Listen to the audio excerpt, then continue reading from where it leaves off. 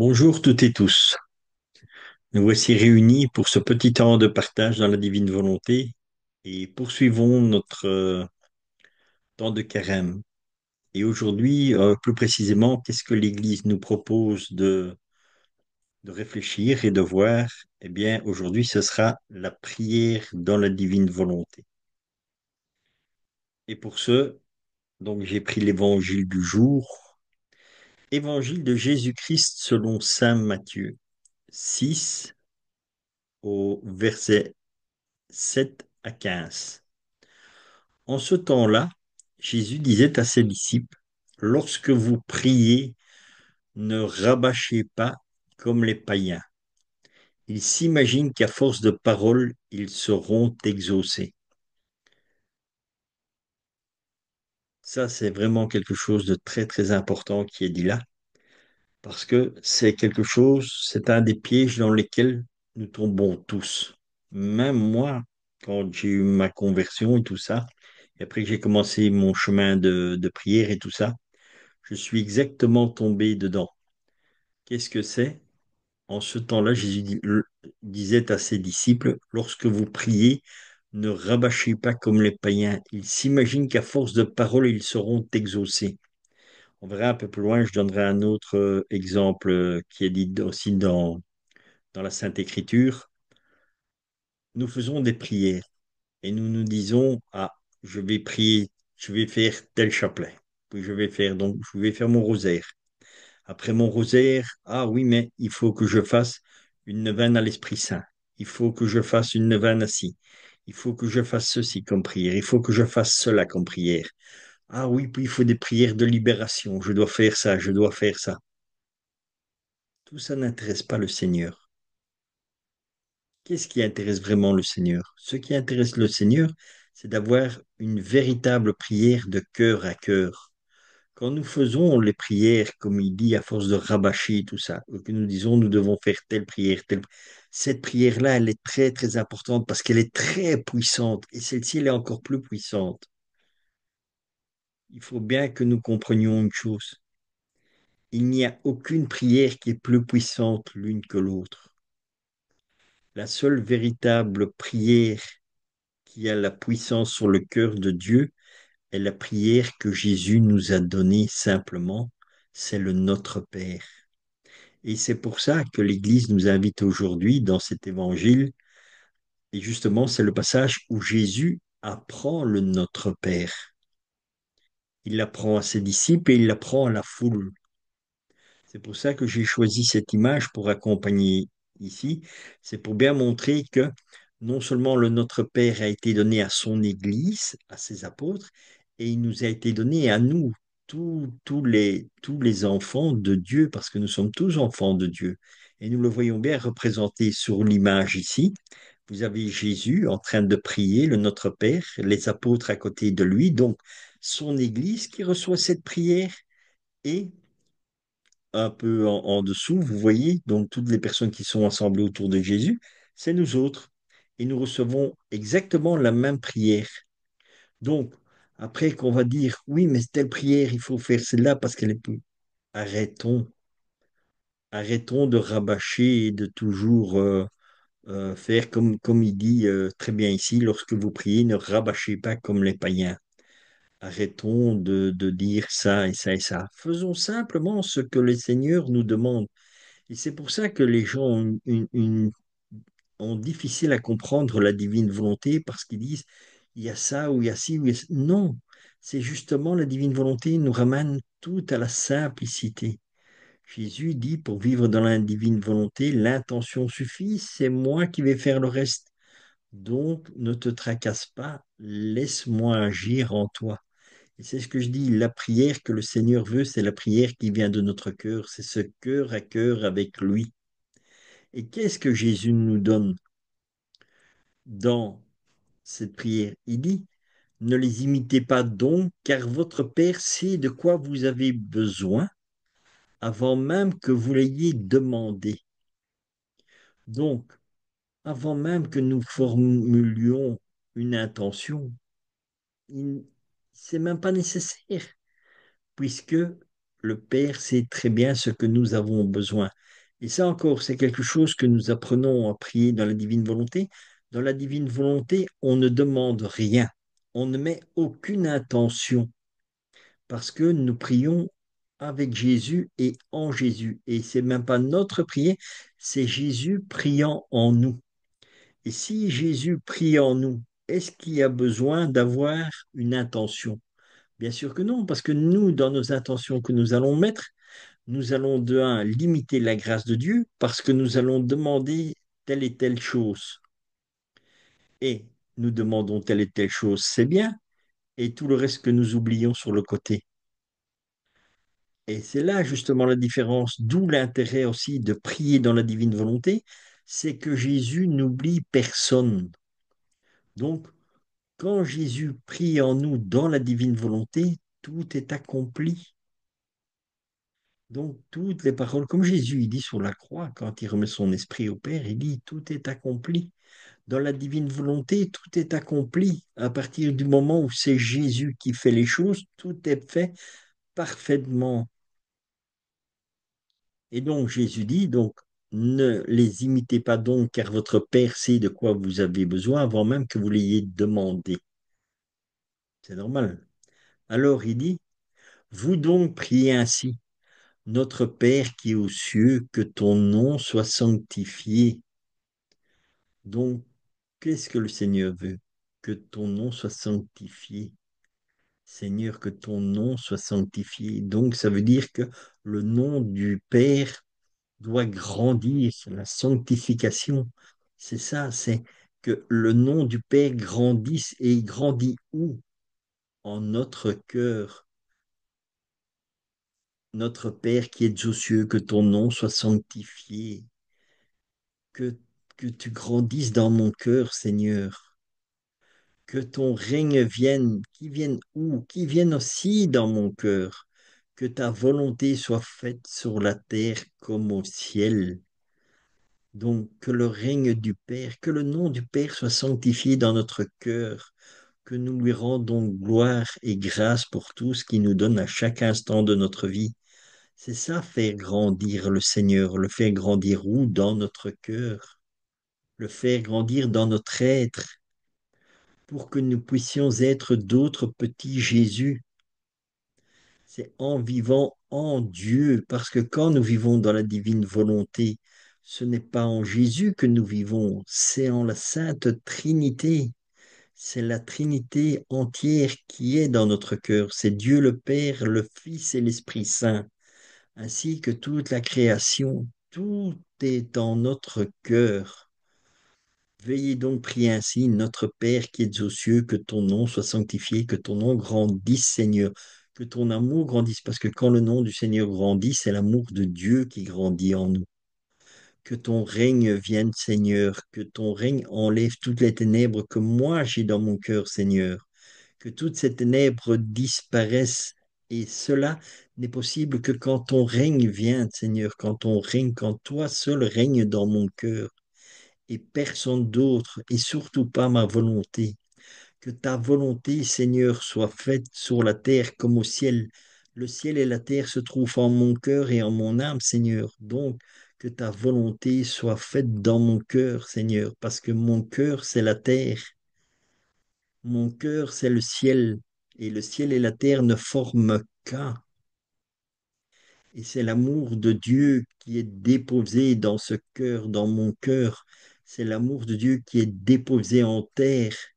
Il faut que cela grandisse. Comment cela va grandir? Comme au ciel. Et c'est là que mon cœur changera, parce que mon cœur sera sur la terre et il sera au ciel. Il sera sur la terre et la terre sera représentée. Pourquoi? Par toute la semence qui a été plantée. Quelle semence? Celui de la divine volonté. Que ta volonté soit faite, Seigneur, en mon cœur. Donne-nous aujourd'hui notre pain de ce jour, Seigneur. Cela veut dire quoi? Nous l'avons vu aussi un peu plus loin, l'homme ne vit pas seulement de pain, mais de toute parole qui sort de la bouche du Seigneur. Seigneur, quelle est cette parole que tu me donnes aujourd'hui? Quel est ce pain que tu me donnes aujourd'hui pour faire grandir ton amour, pour faire grandir ta volonté? Nourris-moi, Seigneur, nourris-moi de ta parole. parce il est dit, si vous regardez encore dans les lectures d'aujourd'hui, je pense, je vais juste un peu voir la première lecture pour vous partager ce que, une parole qui est très importante, qui est dite, voilà, et qu'on peut donc aussi prendre ici. Nous allons dans la première lecture. La pluie et la neige qui descendent des cieux n'y retournent pas sans avoir abreuvé la terre, sans l'avoir fécondée et l'avoir fait germer, donnant la semence au semeur et le pain à celui qui doit manger. Ainsi, ma parole qui sort de ma bouche ne reviendra pas sans résultat, sans avoir fait ce qui me plaît, sans avoir accompli sa mission. Voilà tout ce que la parole de Dieu nous donne. Vous voyez comme le fil conducteur qu'il y a dans toutes les lectures que l'Église nous propose à chaque jour, à chaque messe. Voilà, donc tout se rejoint. À nous après à prendre un temps de réflexion et à demander qu'est-ce que le Seigneur veut nous enseigner. Méditons, réfléchissons. C'est ça que nous faisons pendant le temps de carême. C'est vraiment, ce n'est pas seulement prier comme le Seigneur dit, arrêtez de rabâcher, rabâcher. Non, réfléchissons sur ce que nous demandons, ce que nous faisons dans la prière. Et c'est pour ça que c'est très important, la prière de notre Père, puisque c'est la seule prière que Jésus nous a donnée quand il était ici. Après, donc, quand on dit, donne-nous notre pain de ce jour, merci Seigneur de nous nourrir de ta parole. Ta parole nourrit mon cœur, Seigneur. Et c'est là, c'est ça qui va sanctifier. Ça va sanctifier quoi? Que ton règne vienne, que ta volonté soit faite sur la terre comme au ciel. La terre, quelle terre? Celle de mon cœur. Celle de mon cœur est nourrie par la parole de Dieu. Et là, on peut encore aller, si on veut réfléchir encore plus loin, allons à la parabole du semeur. La parabole du semeur, ça rejoint exactement l'évangile d'aujourd'hui, et ainsi de suite. Et c'est pour ça que tout est accompli en Dieu, tout est fait en Dieu, parce que même tout ce qui a été dit et qui est écrit dans la Sainte Écriture, dans la Bible, tout est uni. Tout est uni en Dieu parce que tout vient de Dieu. Continuons. Remets-nous nos dettes comme nous remettons, nous, les dettes à nos débiteurs. Quelles sont les dettes? Pour ça, je vous invite vraiment, si vous voulez approfondir, à aller sur le site du Père Dominique Duten, aller à voir les vidéos qu'il a fait d'une retraite sur la prière. Lui, il va vous donner tout en détail, il va vous expliquer vraiment ce que c'est de remettre nos dettes, parce que nous ne savons pas remettre nos dettes, parce que nous ne vivons pas dans la divine volonté. Et c'est ça qui est plus important, c'est apprendre à remettre nos dettes telles que le Seigneur le veut dans la divine volonté. Donc vraiment, je vous encourage à aller voir cet enseignement du Père Dominique Duten afin que vous ayez une belle compréhension et vraiment une explication que lui donne et qui est vraiment dans le thème de la divine volonté. Comme ça, il n'y a pas de bêtises, on ne prend pas mauvais chemin ni quoi que ce soit. Et ne nous laisse pas entrer en tentation, mais délivre-nous du malin. Donc pourquoi? Quand est-ce que nous sommes tentés? Quand nous vivons dans notre volonté. Quand nous vivons dans la divine volonté, il n'y a pas de tentation, puisque la divine volonté est la vie du ciel sur la terre. Et la vie du ciel, elle est parfaite. Donc voilà, vraiment, moi je vous invite vraiment à aller voir cette retraite que le Père Dominique Duten a donnée sur le thème de la prière. Et là, vous allez apprendre énormément. Alors, donc, on en était, et ne nous laisse pas entrer en tentation, mais délivre-nous du malin. Moi, je dis toujours, parce que le mal, un mal, c'est un mal, mais le malin, c'est vraiment nommé Satan. C'est lui vraiment qui fait toutes les tentations. Car si vous pardonnez aux hommes leurs fautes, votre Père céleste vous pardonnera aussi. Et là aussi, encore une fois, je vous dis, si nous ne sommes pas dans la divine volonté, nous ne savons pas pardonner. Et comment nous pouvons pardonner? Parce que le Seigneur dit, car si vous pardonnez aux hommes leurs fautes, votre Père céleste vous pardonnera aussi. Nous, la grâce du pardon, nous pouvons avoir un pardon sincère quand nous vivons dans la divine volonté, mais quand nous avons été aussi, bien sûr, au sacrement de réconciliation. Parce que le véritable pardon ne viendra que quand nous l'avons confessé et que nous avons reçu l'absolution, quand nous sommes lavés dans le sang du Christ, parce que nous, humainement, nous ne pardonnerons jamais. Et si moi je vous partage ceci, c'est pour aussi vous dire que j'en ai fait l'expérience moi-même et c'est pour ça, là, je peux aussi vous inviter à aller voir les vidéos sur ma chaîne YouTube à l'École de la Divine Volonté où j'ai fait des vidéos avec le thème de la confession. Là, vous aurez plus de détails pour savoir comment il est possible de faire, d'avoir cette grâce de pardon. Parce que je dis, moi, je n'ai eu cette véritable compréhension et vraiment cette grâce de savoir pardonner à quelqu'un uniquement quand je vais à la confession. Dans le sacrement de confession, là, je reçois vraiment cette paix du Seigneur et qui me laisse vraiment dans sa paix à lui. Et qu'est-ce que Jésus dit? Je vous donne ma paix, je vous laisse la paix. Et cette paix n'est pas la paix comme le monde. Voilà, parce que la paix du Seigneur, elle est amour. Et c'est ça la différence entre la paix que nous nous disons, soi-disant, ou que nous donnons.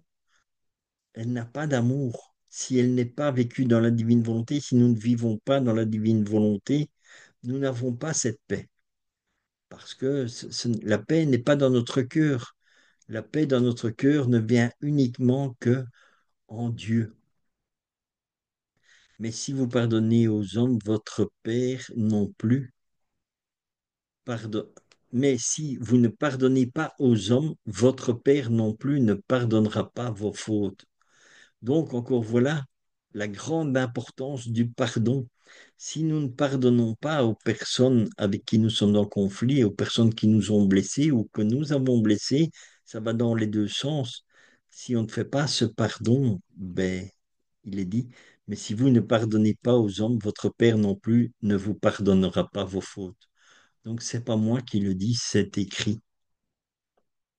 Donc, voilà toute l'importance ici. Donc, ici, encore une fois, je reprends.